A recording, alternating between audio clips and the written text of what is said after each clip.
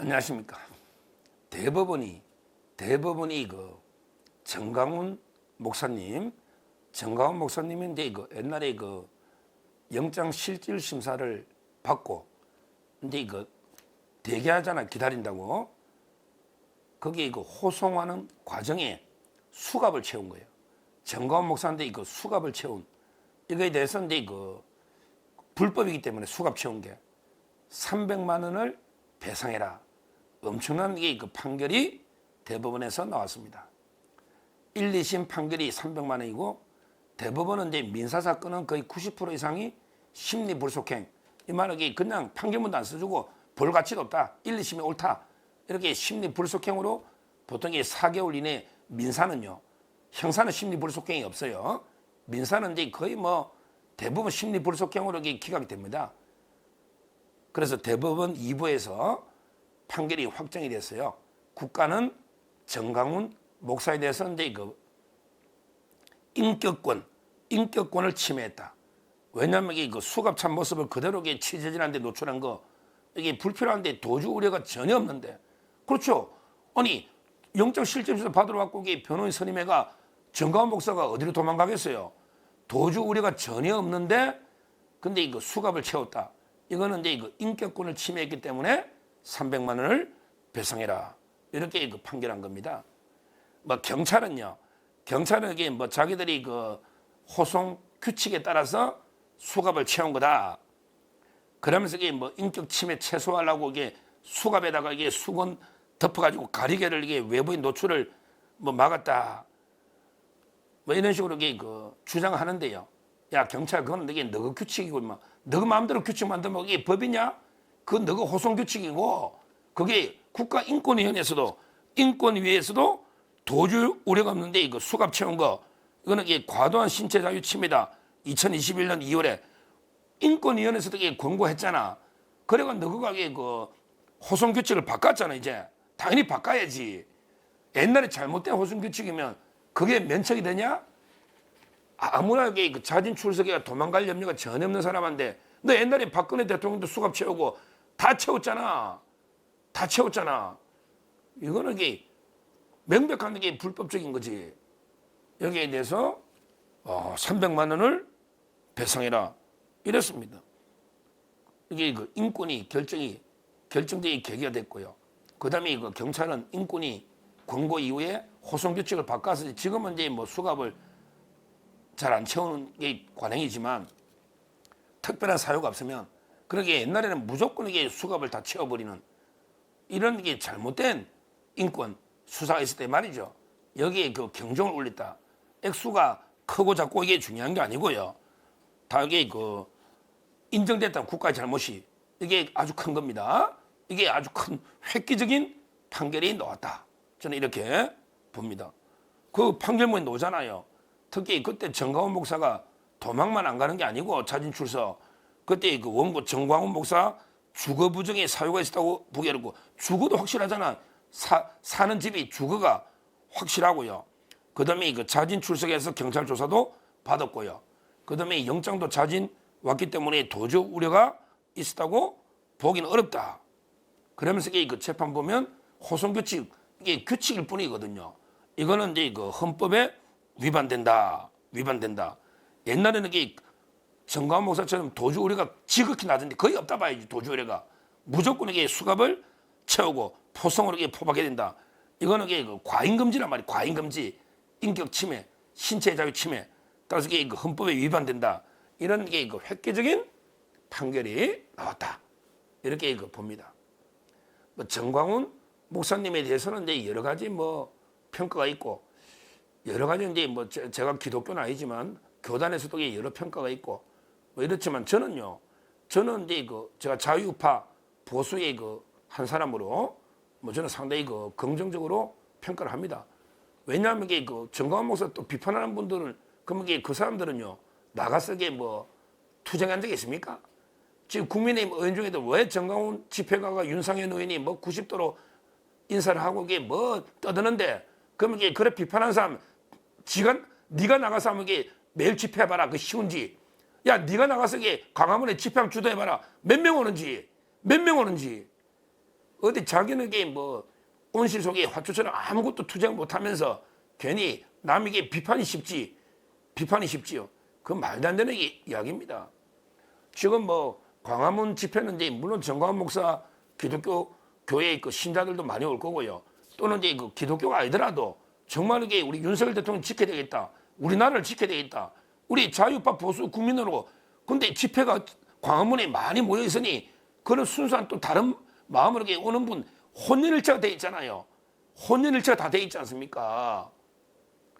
근데 그 집회를 일단 이게 오랫동안 계속 쭉 해왔고, 그 다음에 그 주도하고 계신 거는 또 정광훈 목사 이쪽이 맞으니까 저는 상당히 이런 정말 이게 투쟁하는 이렇게 직접 손발로 투쟁하는 이런 분들이 없으면요. 그러면 이게 저 촛불 이재명의 저 촛불 쿠데타 저 난동 세력들하고 이게 누가 싸웁니까? 누가 싸웁니까? 본인이 안 싸우면 이게 남도 비판하지 마라 이거야. 누가 싸우느냐고요. 누가 싸우느냐고. 하여튼 저는 이 정광훈 목사님이 많은 이게 역할을 했다. 이제까지 희생적으로 헌신적으로 많은 투쟁을 이끌어온 거 이건 게 분명한 거 아닙니까? 그 와중에 여러 탄압도 많이 받은 것도 분명하고요. 그때 구금도 되고 체포도 여러 번 됐죠. 근데 이런 획기적인 정말 이게 우리 사법사의 획기적인 판결을 받아냈다. 이렇게 말씀을 드리고요.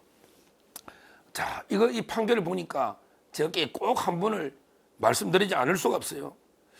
야, 이 판결을 보니까 이게 정말 제가 한 분을 꼭 말씀드리지 않을 수가 많은 게 정말 가슴 아픈 가슴이 미어지는 이런 분이 제가 존경하는 한 분이 있습니다.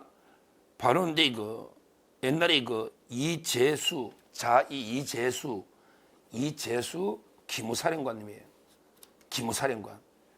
이분이 세월호 유족들에게 사찰한다. 아니 세월호 유족을 사찰해가 뭐합니까? 유족들이 필요한 게 뭐고 요구사항이 뭔지 이런 걸 알아야 위에 들어주니까 오히려 저는 유족들에게 돌봐주기 위해서 군인들이 가서 희생적으로 헌신적으로 얼마나 많은 구조활동이 군인들이 얼마나 많이 갔습니까? 그러면 이런 걸 위에 보고를 해야 되는데 그걸 사찰했다고 말도 안 돼. 아니 사찰을 해가 뭐합니까? 뭐 유족들을 처벌할 겁니까? 뭐 할 겁니까?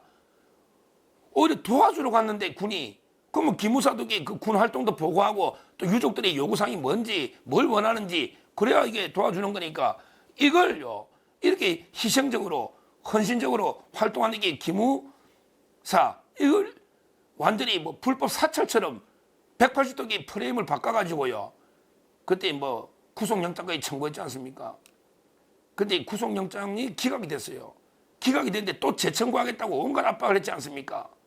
그래서 이게 동부지법에 문정동의 동부지법의 13층 근문에서 스스로 극단적인 선택을 했지 않습니까? 그리고 그때 기무사 밑에 얼마나 많은 우리 군인들이 억울하게 재판받고 구속되고 얼마나 희생을 당했습니까? 근데 그때 이재수 사령관 소환할 때 그때 그 명예를 평생 먹고 사는 이분에게 수갑을 채웠지 않습니까? 그래서 제가 방송마다 왜 이재수 사령관 수갑을 채우냐? 제가 그때 방송마다 나가서 얼마나 제가 피를 토하는 심정으로 비판을 했지 않습니까? 그게 생각나요. 지금이라도 정광훈 목사 300만 원 배상 판결이면 이재수 사령관에게 3억 30억이라도 배상해 줘야 됩니다.